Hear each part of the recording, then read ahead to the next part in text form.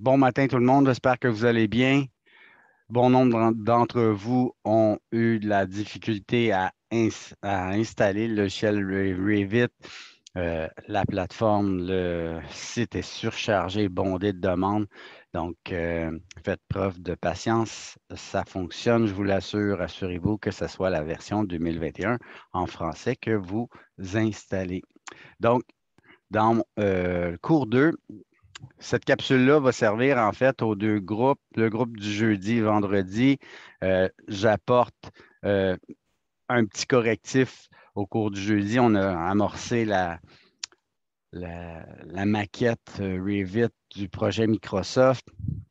Il faut, il faudra faire euh, la, l'étage au complet. Donc, on va recopier ni plus ni moins les portions qui sont identiques pour combler, faire l'étage, ce qui va nous permettre de faire un plan clé à partir de cette maquette-là, ce que j'avais oublié dans le cours du jeudi. Donc, ça sera un petit truc qu'on ajoutera, qu'on corrigera en fait pour le groupe du jeudi. Donc, fichier à télécharger, évidemment, votre gabarit, vous le téléchargez si assurez-vous que ce soit bien le 2021 que vous téléchargez, puisque c'est cette version-là qu'on va utiliser.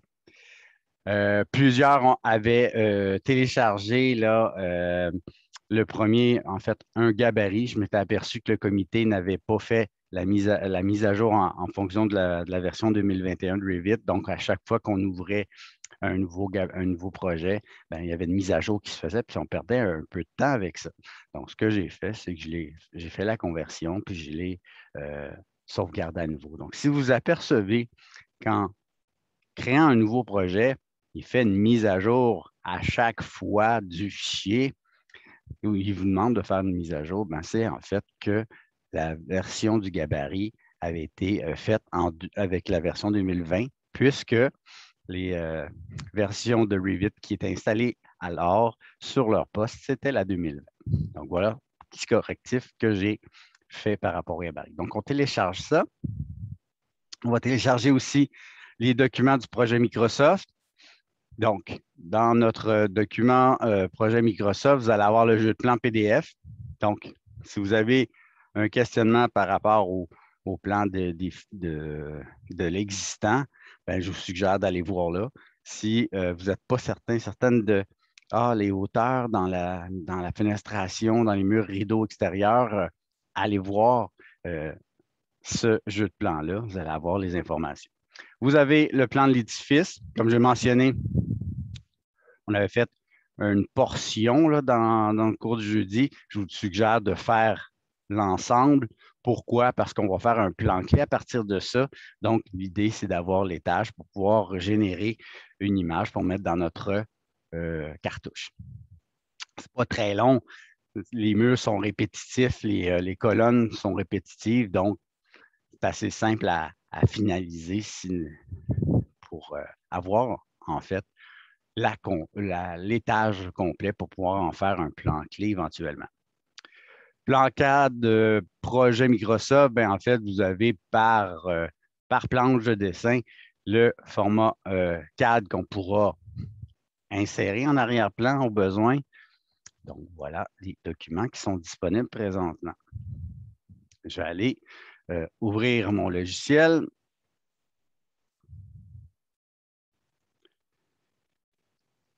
Voilà. Donc, on se rappelle qu'on part toujours d'un gabarit pour faire nos projets. Donc, quand on clique sur Nouveau, évidemment, on aimerait ça avoir notre gabarit qui apparaît ici.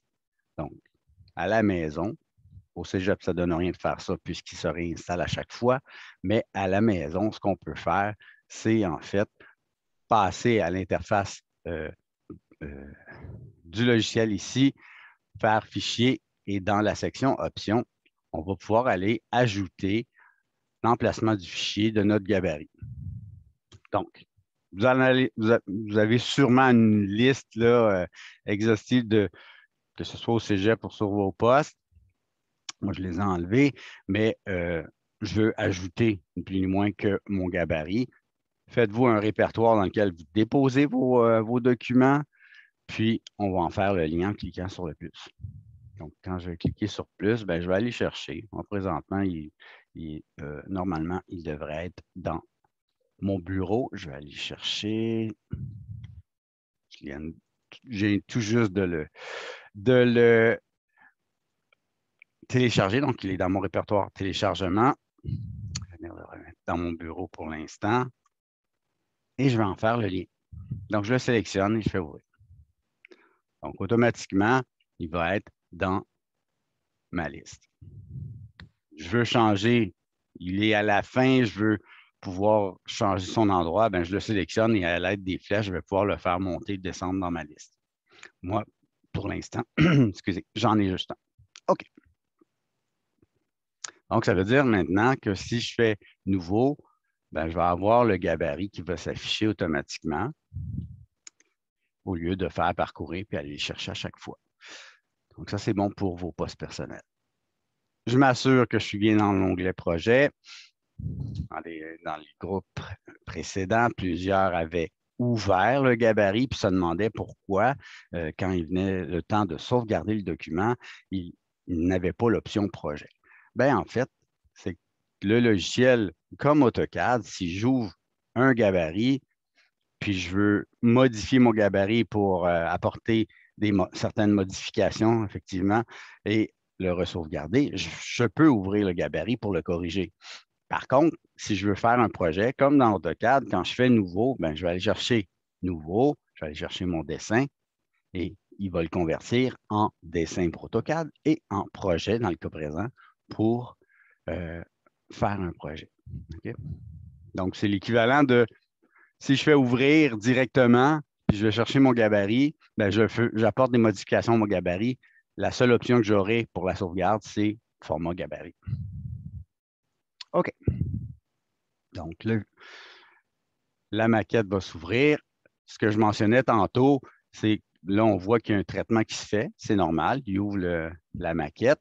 Mais si on vous demande une mise à jour, c'est parce que le fichier a été fait avec une version antérieure, a sauvegardé avec une version antérieure, tout simplement.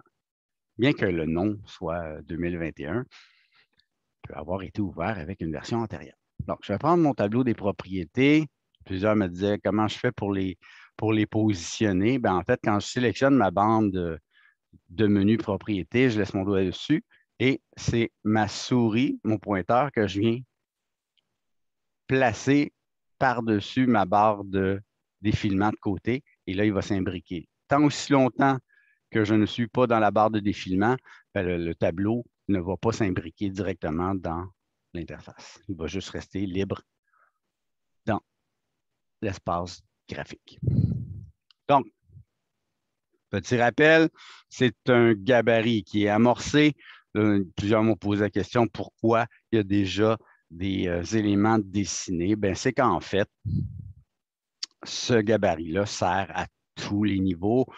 Sert en fait aux débutants, aux intermédiaires et avancés. Donc, pour les débutants, c'était le fun de pouvoir leur montrer un petit exemple des différents niveaux. Donc, vous avez le rez-de-chaussée, l'étage et le sous-sol. Dans tous les cas, je peux très bien tout sélectionner et supprimer finalement la maquette qui est là si j'en ai pas besoin. Voilà. Donc, évidemment, vous débutez votre projet. Vous voulez que votre gabarit n'ait pas cette maquette-là, puis que vous n'ayez pas à l'effacer à chaque fois. Vous pouvez très bien resauvegarder cet élément-là comme étant votre gabarit. Il n'y aura plus de maquette dedans. Donc, on pourrait faire ça éventuellement. Vous avez vos niveaux, vous avez les phases à l'intérieur. Donc, si je vais toujours travailler au rez-de-chaussée. On sait que les niveaux, on peut les renommer au besoin, on peut changer les hauteurs au besoin. Donc, sans problème, vous allez pouvoir corriger le tir. Donc, plan de l'existant. Encore une fois, je vais pouvoir aller enlever les petits. Ils ont mis des murs, en fait, ou des cloisons pour indiquer de toujours commencer notre dessin à partir de l'origine, donc du point 00 comme dans AutoCAD finalement. La fenêtre de présentation, on l'ajustera en fonction de la dimension de la superficie qu'on a à dessiner. Les bulles d'élévation existantes, elles aussi, seront à déplacer en fonction de notre étage. Donc, je vais faire un enregistrement, enregistrer sous. Donc, vous voyez, là, j'ai l'option projet. C'est excellent. Si je voulais corriger mon gabarit, je pourrais dire, OK, écrase mon ancien gabarit avec ce que j'ai à l'écran. Maintenant, je n'ai plus de petites maquettes préétablies dedans, plus de petits murs. Je peux effacer ça sans problème. Je peux sauvegarder ça, finalement. Donc, mon projet, pour l'instant, projet, c'est un projet préliminaire, mais je vais l'appeler projet Microsoft. Éventuellement, ce que je vais vous demander de faire, c'est d'utiliser le même protocole que l'année dernière avec les nomenclatures en fonction du type de projet. Donc, je vais faire enregistrer. Donc, je m'assure que je travaille, si je suis au cégep, je travaille dans mon bureau. Si je travaille à la maison aussi, je peux travailler dans mon bureau toute la séance de travail. Évidemment, vous avez votre disque dur disponible, aussi bien travailler directement dedans. Quand vous sauvegardez, il va déjà être positionné dans votre arborescence ou dans votre document d'archives sur vos disques durs. Donc, à la maison, on n'a pas besoin de se casser la tête. Si l'ordi se ferme, le fichier va rester sur notre disque dur. Tandis qu'au cégep, ça s'efface. Donc, mon fichier CAD, j'ai juste un petit instant.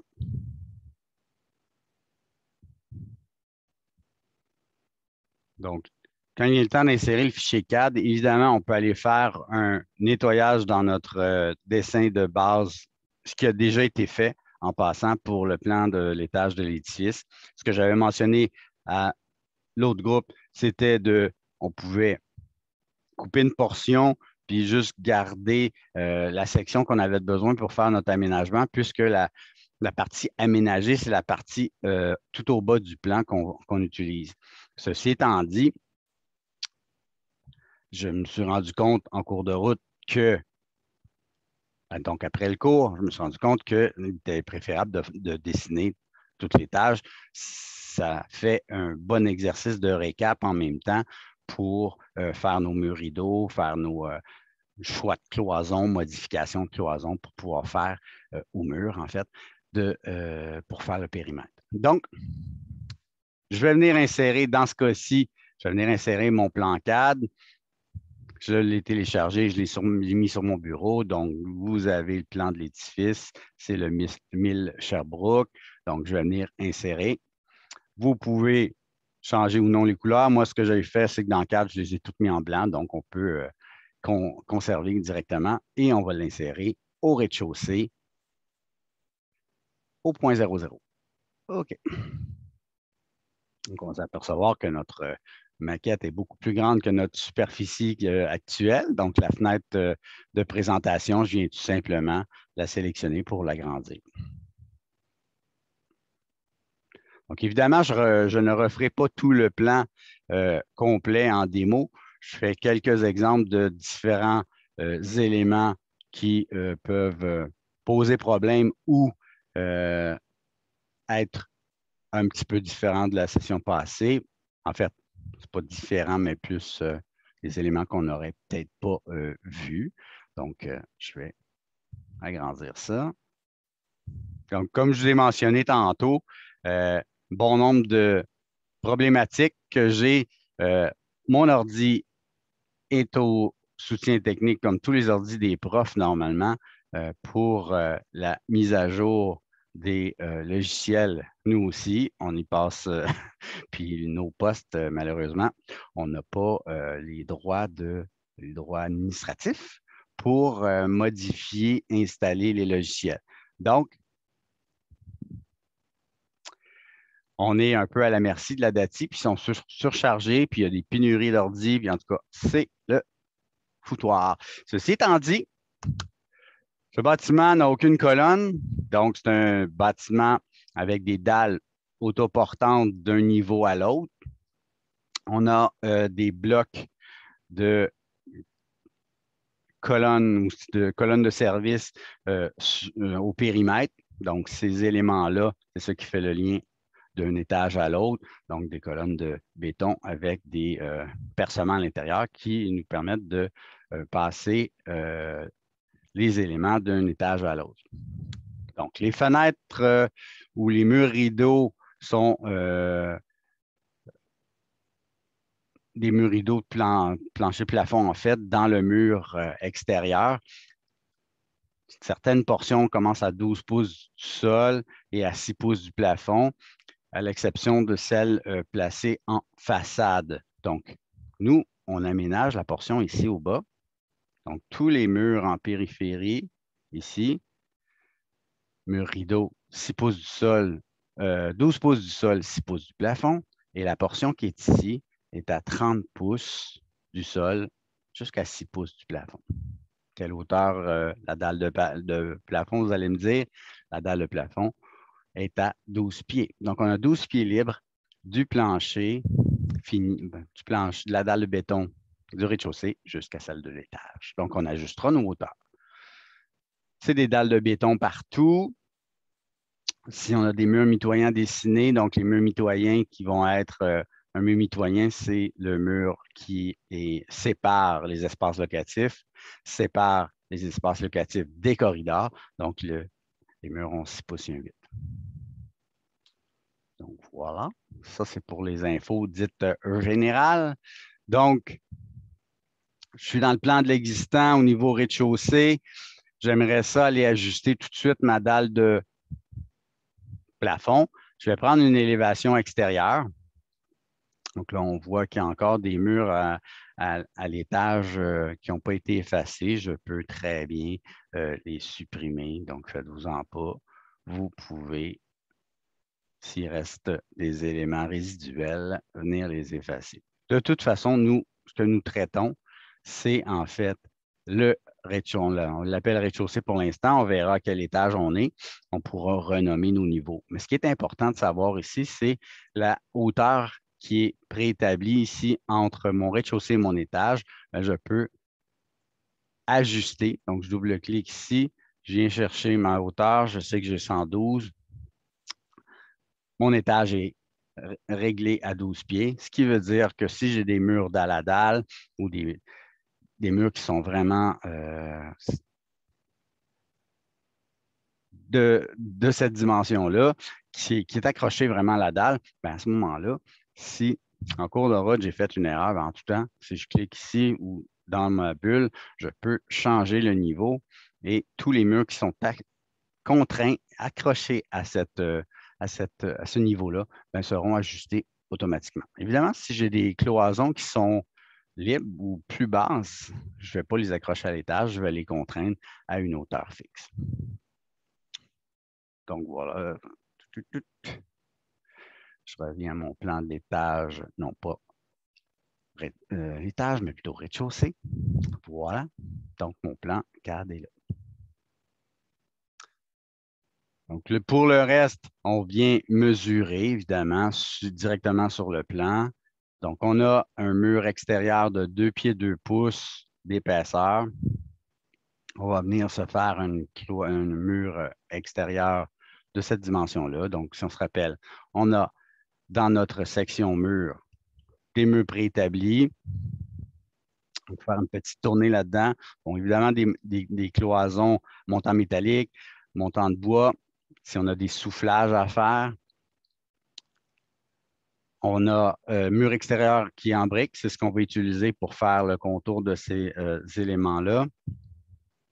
Donc, on va utiliser ça et on va le modifier. Pour la partie centrale, le bloc de service, comme c'est des cloisons existantes qu'on ne touchera pas, il y a plusieurs épaisseurs dedans. Moi, ce que je vous suggère d'utiliser quand vous faites ça, c'est les murs génériques. Murs génériques, il n'y a pas de composition à l'intérieur. Vous donnez l'épaisseur que vous avez de besoin. Donc, vous recréez le nombre de cloisons génériques que vous avez de besoin. Vous pouvez les appeler blocs de service, 6 pouces, 12 pouces, etc. Puis vous venez dessiner tout simplement les murs. Donc, si on fait une petite tournée de cette portion-là, ce que j'ai demandé à tout le monde de faire, c'est de dessiner les cloisons pour tous les items composantes à l'intérieur, escalier, WC, etc., ça, on n'aura pas besoin de les mettre. Le texte non plus. On va insérer un plan CAD en arrière-plan, puis ça va faire donc ça va faire, ça va donner en fait l'information. OK? Donc, on pourra omettre ça. Ça va nous faire gagner du temps. De cette façon-là, ben, je m'occupe vraiment des cloisons, puis on va pouvoir aménager plus rapidement nos éléments, notre espace. Donc, je vais en profiter. Je vous ai dit tantôt que les petites bulles d'élévation, je peux les déplacer. Bien évidemment, je peux venir tout simplement les positionner. Ça, c'est mes élévations dites existantes extérieures. Donc, je vais juste les repositionner pour qu'elles soient au bon endroit. OK? Si on en a besoin, on les aura. Si on ne veut pas les avoir, on pourra les enlever, les masquer au besoin. OK? Donc, on revient à nos cloisons, nos murs extérieurs dans ce cas-ci. Donc, j'ai besoin d'un mur de briques de 14 pouces. On se rappelle qu'on peut modifier le type. On doit le dupliquer et on vient tout simplement lui indiquer comment on veut l'appeler. Donc, 2 pieds, 2 pouces. Puis, je peux l'appeler, tiens, extérieur, mur brique, 2 pieds, 2 pouces. OK. Le fait de l'avoir dupliqué, ça vient ajouter une nouvelle composition de mur dans notre tableau des propriétés. Je vais aller changer ici la structure. Donc, tout ce qu'on a à faire dans ce cas-ci, c'est d'augmenter la partie centrale, la partie ossature. Je vais venir ajouter ce que j'ai besoin. Donc, au départ, on avait 1 pied 2 pouces. J'ai besoin de 2 pieds 2 pouces. Donc, ça tombe sous le sens qu'on va ajouter un pied à notre type de cloison. Donc, automatiquement, j'ai la bonne dimension. Donc, en tout temps, vous voulez changer, vous choisissez la cloison, le mur qui correspond le plus à vos besoins, puis vous venez ajuster les différentes. Pour les murs génériques, quand vous allez cliquer sur Modifier, vous n'avez seulement qu'une dimension que vous pouvez changer là-dedans, c'est l'épaisseur du mur. Donc, c'est très, très facile à faire pour les murs génériques. OK, donc maintenant, j'ai une cloison.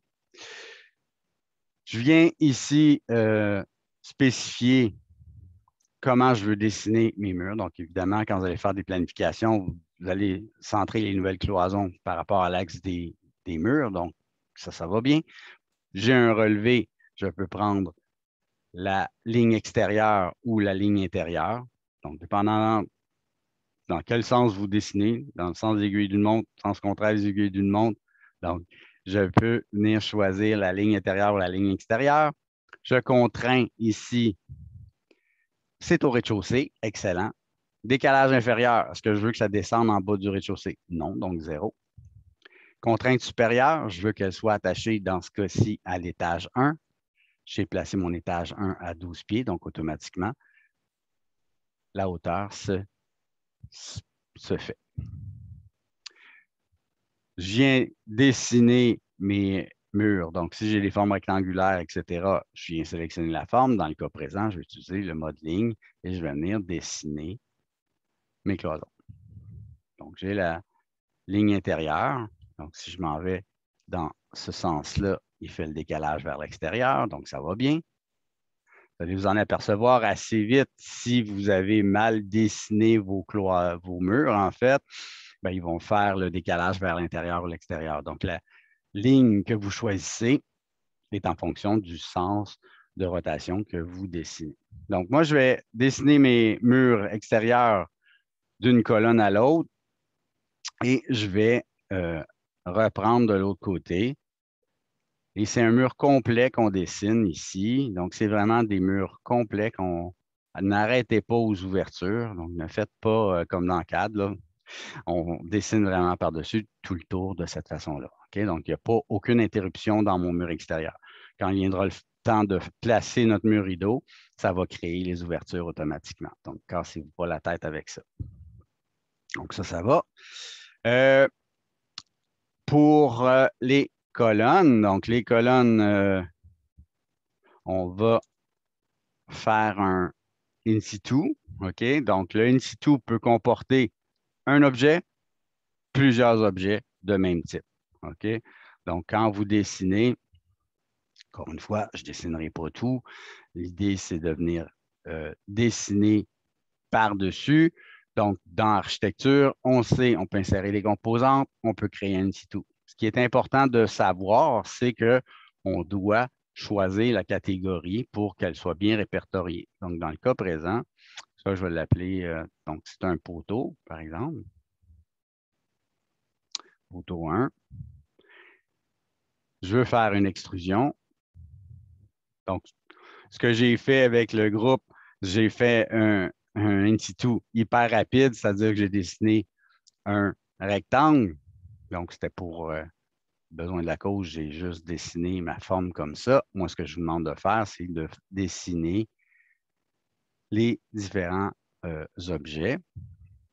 Donc, je pourrais en dessiner, comme j'ai dit tantôt, en dessiner plusieurs. Vous pouvez même les recopier à la limite si vous voulez. Donc, vous pouvez sélectionner vos objets puis venir les copier, même faire des rotations s'ils ne sont pas dans le même sens, etc. Donc, je peux copier le nombre d'objets que j'ai besoin.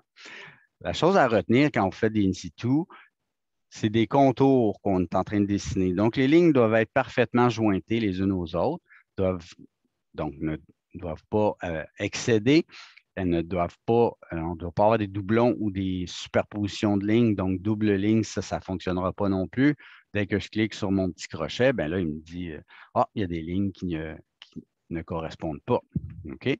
Donc, comme j'ai mentionné, je fais un in situ. L'avantage d'une situ, c'est que je peux le remodifier par la suite sans problème. C'est ce que je vais vous montrer. Donc, dans le fond, je viens accepter ma forme que je viens d'établir. Je vais établir quelle hauteur font mes in situ. Donc, ils font 12 pieds. Début de l'extrusion à 0 au niveau rez-de-chaussée. OK. Donc, automatiquement, j'ai un solide de créer. Je vais finir la création.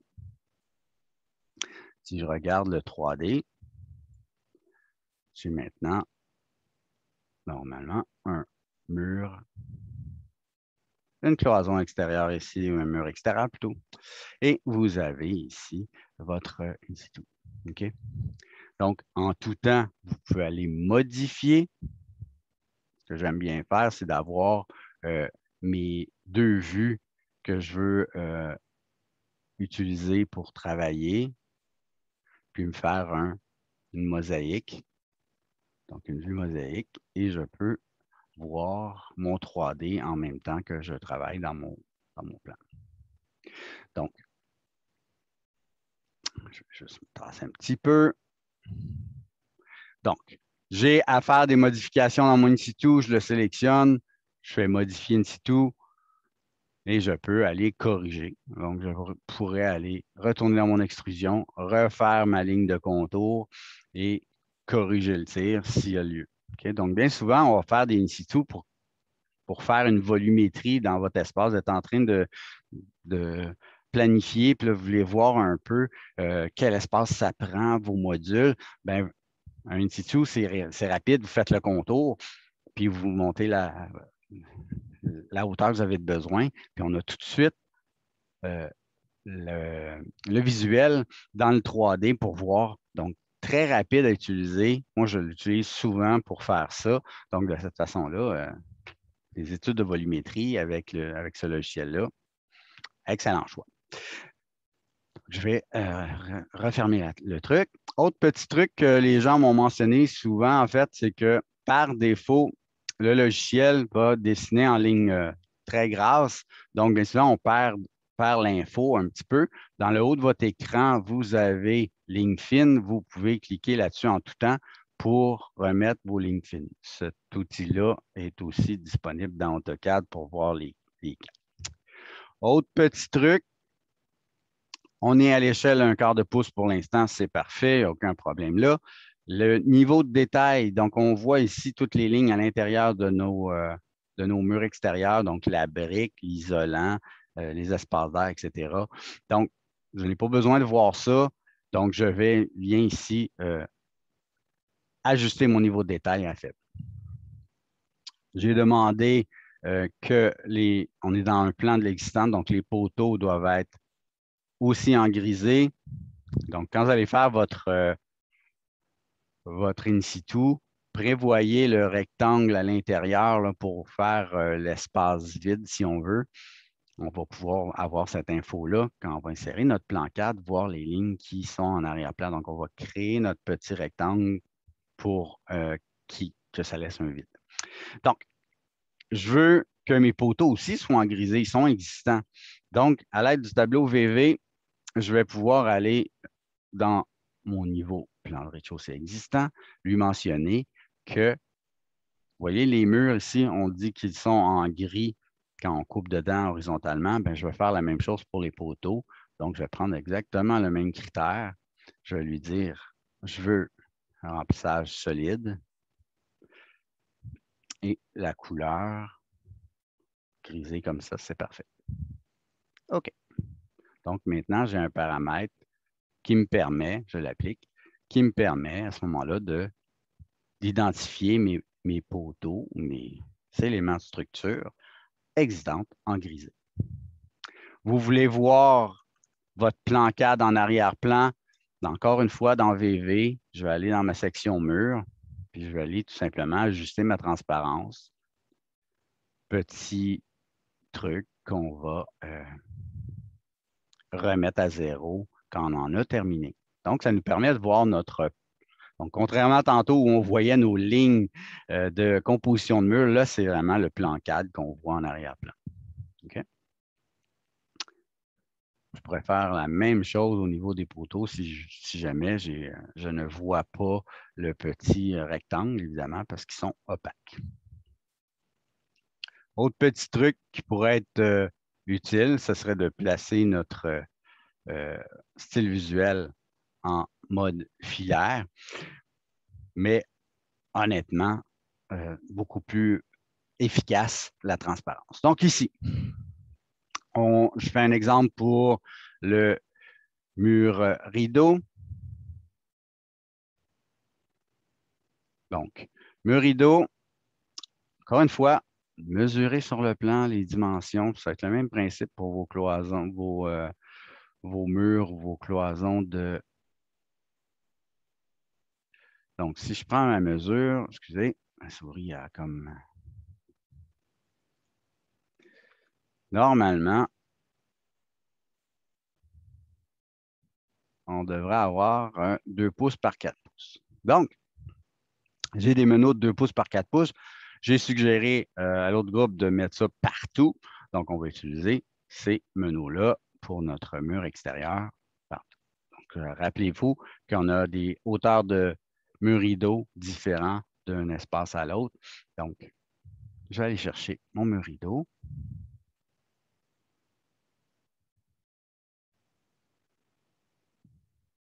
Un rideau. Je lui mentionne, par exemple, dans cette section-là, je vais vous demander de calculer vos hauteurs. Moi, je fais un exemple. Je veux, par exemple, qu'elle parte à... C'est complètement aléatoire, là. Je vais mettre 12 pouces, tiens. Si c'est ça, tant mieux. Le niveau supérieur, je veux lui donner une hauteur au lieu de l'accrocher à l'étage. Pourquoi? Parce que mon mur rideau ne va pas jusqu'à la dalle de béton. Donc, par exemple, je veux un mur rideau de 9 pieds. Je vous le dis tout de suite, ajustez les hauteurs en fonction de ce que vous avez de besoin. L'idée, c'est de venir positionner notre panneau de mur de verre en plein centre. Donc, je vais me tasser un petit peu. je vais venir. Et ce qu'il faut faire, là, c'est vraiment faire notre mur rideau pour qu'il soit vraiment connecté. Donc, je vais venir ici m'assurer que je suis accroché à mon premier panneau. Donc, ça fait un panneau de verre, si on veut, en L. Là, on voit tout de suite qu'il y a une petite problématique de connexion de mur ici. Ça laisse, puis on le voit dans le 3D aussi, ça laisse un espace, en fait, comme mon mur rideau est imbriqué dans mon mur extérieur, bien ici, ça a laissé comme un espace de briques par-dessus. Donc, on va aller corriger le tir tout de suite si vous le voulez bien. Je vais aller créer une ouverture dans mon mur. Okay? Donc, je vais sélectionner ma vue 3D. Je vais sélectionner ouverture dans mon mur. Et si je prends la peine de lire ce qu'il me demande, ça devrait bien aller. Donc, sélectionnez mur pour créer votre ouverture. Donc, je vais sélectionner mon mur ici. Je vais venir faire mon ouverture. Faites-vous-en pas. La boîte va se générer plus grande et c'est pas grave. C'est normal. OK? Donc, je fais, vous voyez le trou que ça a fait. Et c'est une boîte, cet élément-là. Donc, je viens tout simplement vis-à-vis et je vais pouvoir en tout temps venir ajuster mes hauteurs en fonction de ce que j'ai de besoin. Donc, avec ma souris, je viens aligner ma boîte avec ma portion de mur que j'ai besoin. Donc, je viens ici, je sélectionne ma flèche et je viens l'aligner parfaitement avec mon ouverture. Donc, le bas, ça a bien fonctionné. Je vais continuer. Je vais juste me rapprocher un petit peu. Petit problème avec ma petite souris. Donc, l'idée, je sélectionne ma boîte, je viens sélectionner la flèche pour ajuster ma hauteur et je viens aligner ma boîte avec la portion de mur supérieure. Donc, en tout temps, je peux corriger. Cette boîte-là, comme son but, c'est de venir faire une ouverture dans le mur que j'ai sélectionné, elle peut être en largeur plus grande, plus petite. Ça n'a aucune incidence. Donc, vous voyez, je viens de corriger mon coin de mur. Donc, ouverture dans les murs, très pratique pour corriger le tir. Je reviens à mon mur rideau ici. On voit qu'on a des subdivisions à faire. Ce qu'il faut éviter dans le cas d'un mur rideau complet, c'est de faire des sections de plusieurs petits panneaux de verre. C'est un seul panneau de verre qui est subdivisé dans ce cas-ci.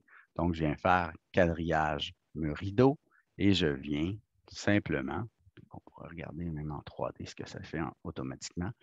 Donc, je viens ajouter, on voit les subdivisions s'ajouter automatiquement dans les panneaux. Okay? Donc, on subdivise au besoin. Ce qu'il faut éviter de faire, c'est, je n'ai pas besoin de subdivision pour le premier meneau. Pourquoi? Parce qu'il met les meneaux d'extrémité automatiquement. Si je viens faire une subdivision ici, bien, ça va faire un panneau de verre de 1 pouce de large et il ne sera pas capable de mettre un meneau. Vous allez avoir un message d'erreur. Donc, aucune subdivision au début que pour les parties du centre. OK? Donc, vous placez vos subdivisions au besoin. Par la suite, une fois que vous allez avoir subdivisé vos panneaux, vous faites meneaux. On va aller sélectionner nos différents meneaux. Donc, on a des meneaux rectangulaires. Parfait. On va modifier le type. Et on va tout simplement le dupliquer. Et on va l'appeler « J'ai besoin d'un meneau de 2 pouces par 4 pouces », par exemple. Je viens changer son épaisseur. Donc, l'épaisseur, c'est l'épaisseur de la profondeur, donc 4 pouces, et la largeur de nos meneaux. Si je prends le l'axe central. J'ai 1 pouce écart de chaque côté. Ça me fait un meneau de 2 pouces et demi. Et je viens corriger le tir ici aussi. OK. Donc, j'ai maintenant un meneau 2 pouces par 4 pouces que je peux venir positionner partout sur mon en 3D ou en 2D, peu importe. Je peux venir positionner mes meneaux. Évidemment, quand je vais venir les positionner, donc si vous voyez, ils viennent s'installer automatiquement. Vous pourrez ajuster les connexions en fonction de vos PDF. Je vous laisse vous amuser avec ça. Donc, plusieurs ont remarqué que vous pouvez sélectionner plusieurs meneaux puis les faire couper tout en même temps. Donc, ça, c'est possible. L'idée, c'est de les sélectionner et d'ajuster à l'aide du tableau qui va être affiché dans le haut. Donc, les meneaux de coin, là, on voit qu'ici, il a mis à chaque extrémité de mes panneaux de verre un meneau. Je vais en enlever un puisque j'en ai seulement qu'un à installer. Je sélectionne celui-ci et je vais lui mentionner que je veux un meneau quadrilatéral, donc carré pour les coins. Et je vais modifier le type pour le dupliquer lui aussi, puisque je veux un meneau de 4 pouces par 4 pouces carré pour former mon coin. Donc, comme il est carré, vous allez avoir seulement qu'une dimension à modifier. En fait, ouais, c'est comme si je prenais l'axe. Donc, dans ce cas-ci, c'est 2 dimensions, mais 2 dimensions de même valeur. Voilà. Et mon meneau se place directement au coin. Donc, vous avez des murs rideaux à faire pour le périmètre, etc. En fonction du plan PDF, vous avez un plan de démolition qui est illustré. Vous pouvez, en fait, comme les cloisons sont toujours alignées sur les meneaux, ça va être facile visuellement de venir les positionner. Donc, il n'y a pas de cote sur le plan de démolition, vous allez le voir. Vous allez pouvoir les placer facilement à l'aide de votre plan PDF. Donc, vous allez pouvoir, l'idée, c'est de se rendre jusque-là, de faire le périmètre, faire votre bloc de service au centre et de venir positionner les cloisons existantes à l'intérieur. Toutes les cloisons existantes, c'est des cloisons génériques aux épaisseurs que vous avez besoin. Donc, vous ne connaissez pas la composition d'un mur existant. Donc, vous n'avez pas à vous casser la tête à ce moment-là. Vous prenez les cloisons génériques, vous mesurez, puis vous mettez les bonnes épaisseurs. Donc, vous pouvez générer votre maquette. N'oubliez pas de sauvegarder régulièrement. Donc, voilà pour la première capsule résumée, en fait, de votre travail à faire. C'est une belle récap, à mon avis, là, par rapport à donc un bon point de départ là, pour commencer. Voilà votre job pour cette semaine. Donc, bonne semaine, tout le monde.